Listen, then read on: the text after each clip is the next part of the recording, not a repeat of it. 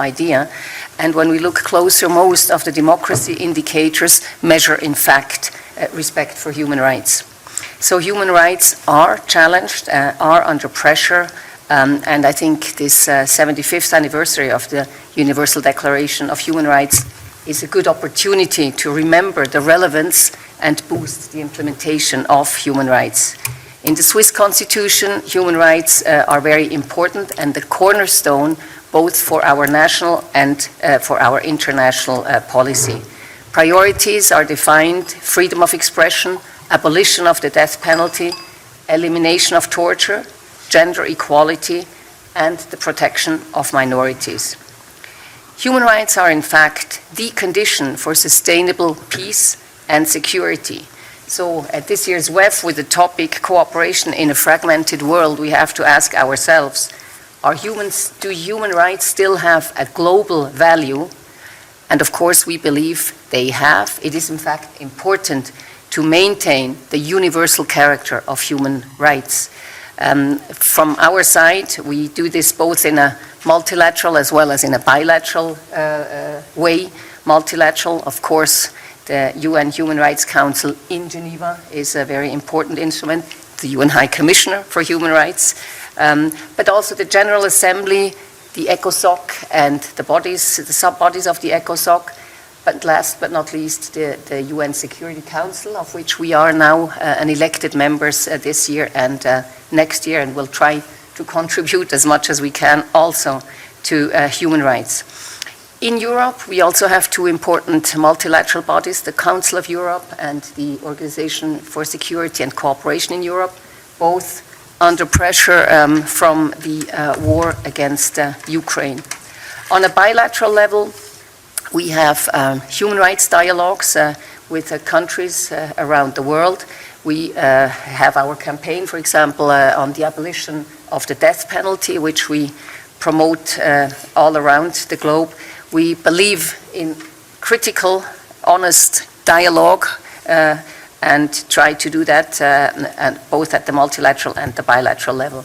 In our bilateral cooperation also, we have mainstreamed human rights into all of our programs, and we combine that with measures to improve transparency and democratic processes.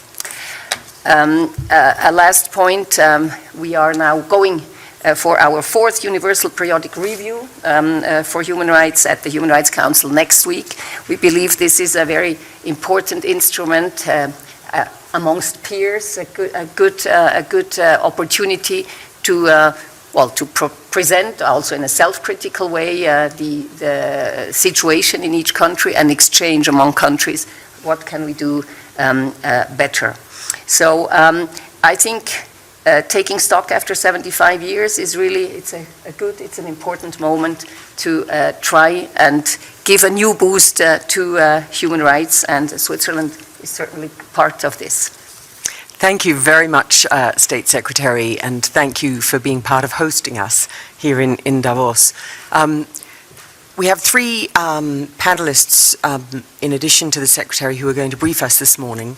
I'm going to start with Volker Türk, who is the United Nations High Commissioner for Human Rights, to bring us right up to the present and his recent comments on the sharp decline in children's rights is the place I'd like to start. I'm then going to move to the man sitting on my left, who needs little introduction, President José Manuel Ramos Horta, who Nobel Prize winner and president of his country, Timor-Leste, for whose independence and the human rights of the people of Timor-Leste he has spent his life fighting and working, for a view of, over his lifetime, of what's happened to human rights.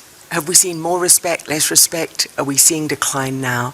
And then thirdly, we have Joaquim Castro,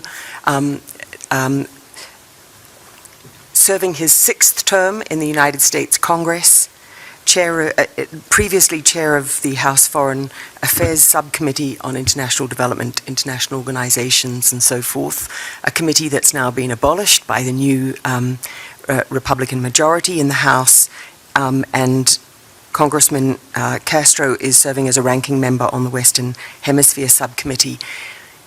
He hails from the country that really, whose extraordinary leader, Eleanor Roosevelt, drove the writing of the Universal Declaration on Human Rights, and it'll be great to hear his view on where that sits in the United States today. So that's the agenda today. Let me ask you, the audience, did any of you bring a burning question this morning that you really hoped would be answered? Yes.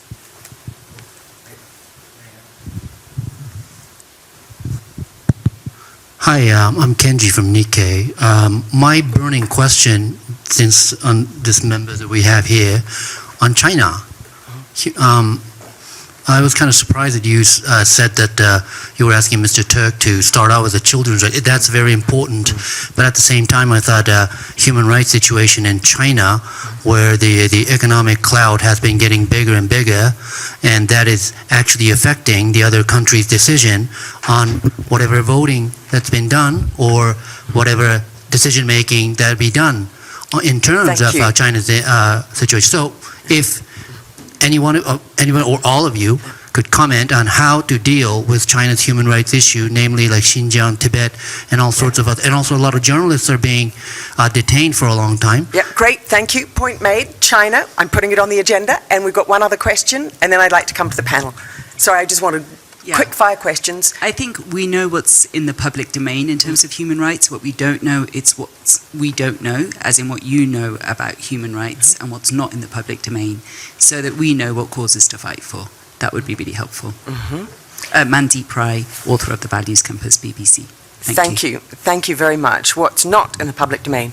Well, we'll get to both of those, but I would like to start by inviting Volker Turk to explain to us the sharp decline in respect for children's rights, and I guess to open up a couple of these questions, should this, in your view, be our priority concern at this moment? Well, first of all, it's great that we have a panel at the WEF on the occasion of the 75th anniversary of the Universal Declaration of Human Rights, and you mentioned Eleanor Roosevelt, because Eleanor Roosevelt was actually chairing the commission that drafted the Universal Declaration of Human Rights. And it's interesting because we sometimes forget, and it's one of the things that you have mentioned, there is this artificial dichotomy between civil, political, economic, social, and cultural rights. Well, actually, the Universal Declaration of Human Rights certainly did not take that view. It integrated all of these rights and made them universal. And Eleanor Roosevelt, it's really one of her legacies. She was the one fighting very hard that economic, social rights are included in the Universal Declaration of Human Rights, and I think sometimes that gets forgotten. I mean, you asked me about children's rights. I don't want to come up with the litany of concerns that we have in the current environment, but I would like to mention just a couple of trends. We have seen a backsliding on issues that affect women and girls. And I have to say, of course, the most extreme example is Afghanistan, but we have also seen it in the global north in a number of countries. And I think it's important that we are careful about not losing the terrain that we have gained on gender equality issues. We've also seen a backsliding on civic space in a number of countries. I mean, there are autocratic tendencies in many countries around the world, and it has obviously an impact on human rights. We have seen, when it comes to children's rights, sometimes a confusion of how we deal with children's rights and how we are not able to ensure that we mainstream them, and that's one in all the actions in the development arena, in so many other areas of concrete work. We have seen, you mentioned journalists, journalists all around the world, the safety of journalists has become a particular issue, and we had over the last 10 years, I think it was over 1,300 journalists who were killed because they wanted to ensure that we put the spotlight on situations that are particularly harrowing, and the result was that they were not protected. we should also not lose sight, and that's where children come in and future generations. One of the biggest concerns that Generation Z has is actually climate and environment and human rights. And there is a very strong interconnection, because the way we deal with climate change, the environmental degradation, has immediate repercussions on on the exercise of each and every human right. So I think it's important to bear that in mind. And let me just say one thing at the end, because we often see human rights as doom and gloom. Let's not forget, and we have the president of Timor-Leste, that human rights has been an inspiring force, has energized people, has motivated people. Some of the big social transformations that have taken place in today's world are because of human rights. They go into feminism, LGBTI issues of environmental decolonization, anti-apartheid. So let's not forget that human rights are an incredibly positive force for social change and areas that all concern us. And High Commissioner, in the face of the decline that you've just described across the world, what is the way, what's your strategy for strengthening human rights at this time, including in individual countries, whether it's China or elsewhere? What's the strategy? So, I mean, we will use this anniversary year as an important launching pad, first of all, to galvanize and to go back to some of the basics on the human rights issues. Because we have seen, even on torture, for example, let's not forget 9/11, torture, sacrosanct, was even questioned. So we have to re-own, and I think it's also a dialogue with young people and with future, and with children in particular, make sure that they understand that this human rights framework is there to work for them, to make sure that they understand that this is something that they can embrace and fight for.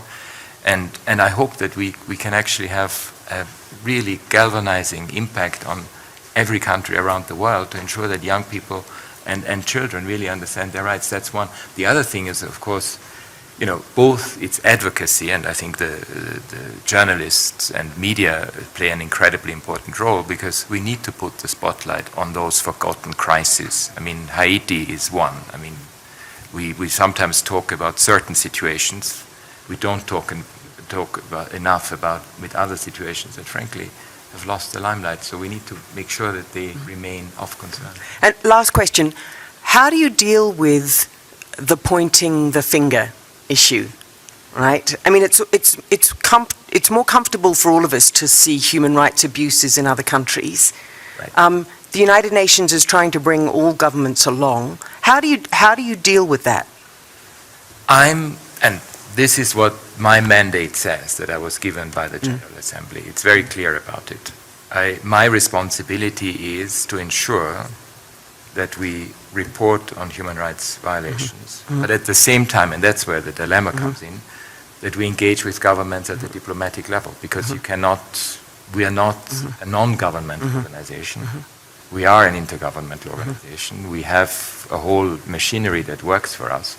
So we have to use every possible tool available in order to advance the human rights cause. And that includes public advocacy, it includes putting the spotlight on certain situations, but it also includes negotiations behind the scenes. Thank you so much. Let me turn to President Ramos Horta. You've been fighting for human rights for decades. What's your take on where we sit here, January 2023? Are you worried that some of the human rights beliefs, foundations, the role of the United Nations that you've relied on in your career is declining, or is that too pessimistic? Well, let me say, I'm the chair of the steering committee of an initiative called Global Leaders and Nobel Laureates. It was launched by Kailash Satyarthi, Nobel Peace Prize from India, a fantastic individual. He does all the work. I'm the chair, but he's the one who does daily, all his life, 30 years, dedicating to free children from child labor, from child slavery. And when we talk about the declining of child rights, well, it doesn't happen because a group of people in a given country decide to downgrade the rights of children. It has to do a lot, always much more with economics. With COVID, both Kailash and myself, we alerted G20, G7, everybody, and not only me and him, our group, on the impact of COVID on the livelihood of tens of millions of people in South Asia, in Africa, Latin America, and as consequence, child labor, child slavery increase. So, and the tragedy is that next to nothing was done by the international community, particularly those who can do something, to support economic recovery in impacted countries by COVID, precisely to prevent further declining of children's well-being. For instance, I, together with Muhammad Yunus, Nobel Peace Prize, Gordon Brown, I personally delivered a letter during my state visit to Indonesia in July. I delivered to President Widodo in his capacity as the host of G20, a letter signed by me. I was the first signatory. Second was Gordon Brown, appealing to G20 to please work on writing off the debt, first of the fragile states, of the LDCs, and of the highly indebted countries. In this, nothing was done by the international community. No writing off the debt for Sri Lanka. Instead, we went on this wasteful debate of the debt trap. China debt trap. Well, actually, the debt of Sri Lanka was to China was 12%. Some figures show 20%. All the rest was to Western commercial banks, not to actually to China. But the whole debate was on Chinese debt trap, Chinese debt trap. But in the meantime, well, children's rights in Sri Lanka, like in Pakistan, elsewhere, degraded. Anyway, I'm not as fatalistic or pessimistic like many throughout the last 2 years, because I was also until a few months ago, a year ago, I was chair of the World Movement for Democracy, based in Washington, D.C., funded by the U.S. Congress. And throughout our discussions, I always heard about setbacks of democracy. I was probably the only lonely voice that said a positive note.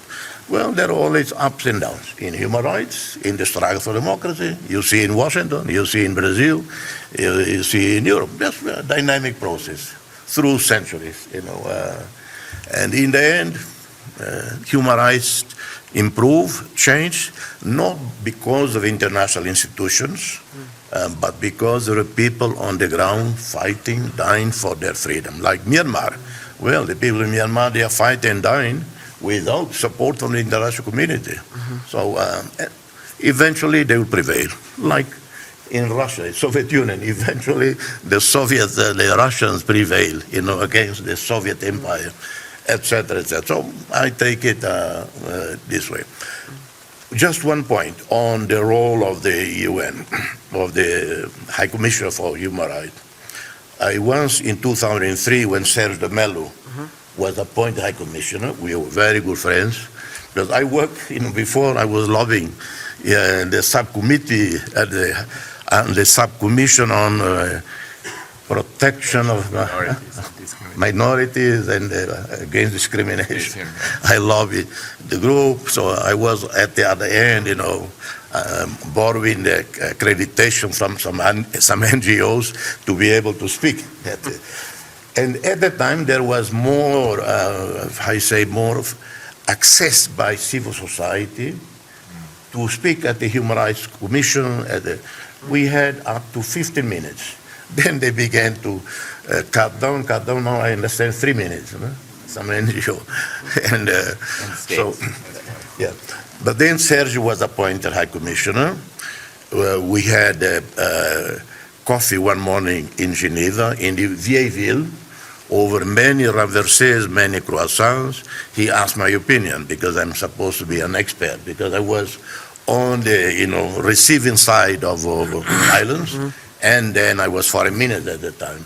I told Sergio, listen, Sergio, let me tell you one thing very blunt. The Secretary General of the UN does not command the biggest economy of the world, does not command the 6th or 7th fleet. You even less. Your power is a power of mediation, of discrete intervention. And I'm talking to you as someone who, in the past, I would complain loud that some government was silent. I would tell Sergio, what would be more important for you? To speak out, denounce everywhere, every time there is some, or to save even a single life, whether in Iran, in Afghanistan, from execution, from torture, through quiet approach. If and when necessary to speak out, go and talk to the Americans, to the Europeans. They're the ones who have the stick. You don't have the stick. The Americans, they have the stick. Let them speak out. Thank you. And you then go and talk to the regimes. Thank you, President Ramos Horta. You've nailed something that this panel needs to address, and I will come to you all at the end for your other comments on this, which is this, and it goes a little bit to your question from Nikkei, which is, what is the most effective strategy? Is it the quiet back scenes mediation, or is it the public denunciation? The public worry when officials say that it's going to be quiet mediation, that it's not really happening, that they're just not bringing human rights into the debate. Those who work in human rights worry that the public denunciation puts people into corners. But I think having a view from each of you on that would be really useful at the end of this panel. But let me now turn to Joaquin Castro, Congressman from the United States. Is the fire of human rights still burning in the United States? Yes, absolutely. At first, I want to say it's wonderful to be with all of you and thank each of you for your work with respect to human rights around the world. And let us take a second as we look back on 75 years to celebrate the infrastructure for the respect of humanity that the world has built together. There is today less war, less torture, less genocide, less exploitation of children and others. There is more respect for political and civil rights than there was 75 years ago. So I think for all of us, for the United States and our partners around the world, certainly for those attending here, that's something that we can celebrate. That is something that we can be proud of. That is something that we should mark. I do have concerns about the present and the future. I know others on the panel have spoken about some of those concerns. I want to speak to one because our time is short. And what I see in my role in the United States, China as a nation, and its own companies and entrepreneurs are on the cutting edge of technology. Technology today has an incredible impact on respect or disrespect for human rights, and will have a growing impact on human rights in the future. Technology can be both beneficial to respecting human rights and also detrimental. If you think about it, there has been a fundamental change in how all of us relate to ourselves, to each other, and to the world over the past 15 to 20 years or so. And again, it is in large part due to some of the companies that are present at this conference. All of us today, I'm sure, are carrying a cell phone. We are all within 5 seconds of pulling out that cell phone, social documentarians of the world around us. So there is an instant ability for many people, if not most people around the world, to immediately document what they're seeing around them. There is also an incredible ability to distribute that widely so that other people can see it as well. That did not exist, obviously, 75 years ago. It didn't exist 20 years ago. So what it presents for the world is an opportunity to hold leaders accountable, to hold nations accountable in a way that we have not experienced in human history. So the reports of torture, of abuse, of incidents that we see around the world where you have a complete disrespect for human rights, things that we would have read in reports 10 years after they happened, we can now know as a world instantaneously. That is incredibly powerful.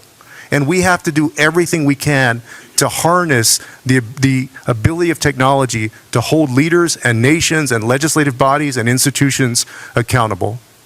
But there is also a kind of post-reality, real quick, to all of this, which is that technology can also be used for control, for authoritarianism, for surveillance, for disrespect of privacy, and those challenges with artificial intelligence, quantum computing, some of the other advances in technology are also growing very rapidly, and we have to be mindful of that. And how best to hold governments to account, in your view? You're in your 6th term in Congress. Has your view changed on that? I'm sorry?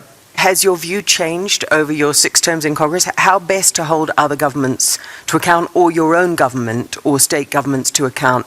Is it the public denunciation? Is it the quiet diplomacy, or some combination? President, you get to a very fundamental, I think among leaders, a very fundamental decision that one has to make in assessing one's leverage over a situation, and whether it is best to speak out very publicly and denounce, which at that time alienates the people in some way that you're speaking to, or whether it's best to try to quietly mediate. I think that it isn't just one person. And so I think the answer is that it is an ensemble effort by people around the world and nations around the world. I think, quite honestly, it's the role of some people to be very vocal and to speak out. But it's also the role of others, as the President mentioned, to step in behind the scenes and say, hey, how can we work this out? What can be done? So I don't know that there's a single answer. It depends on the institution. It depends on the leverage that they have over the situation, quite frankly. Last word to the High Commissioner on this.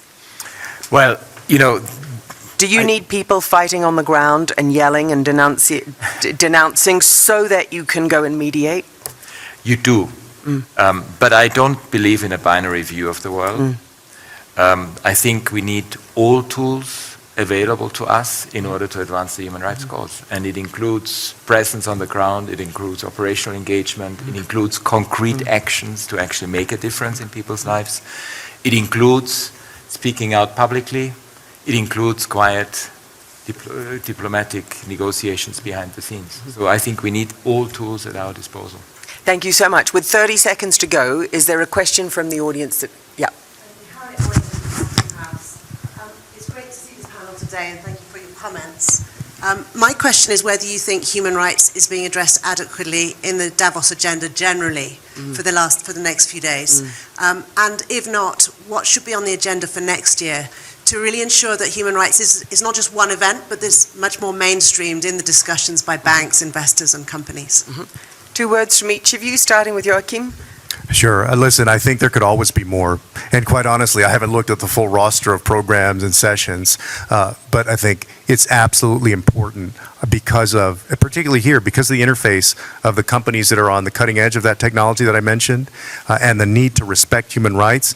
It should be discussed as much as possible here. Great. High Commissioner? Look, for the future of business, human rights has to be part and parcel of it. There's absolutely no doubt about that. So the more we can discuss it, including with the private sector, the better it is. State Secretary?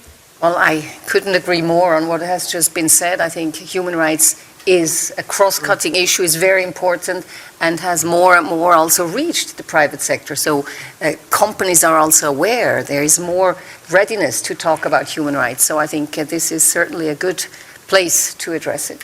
And let me turn to our President and Nobel Prize winner. Last word. Sometimes sanctions applied on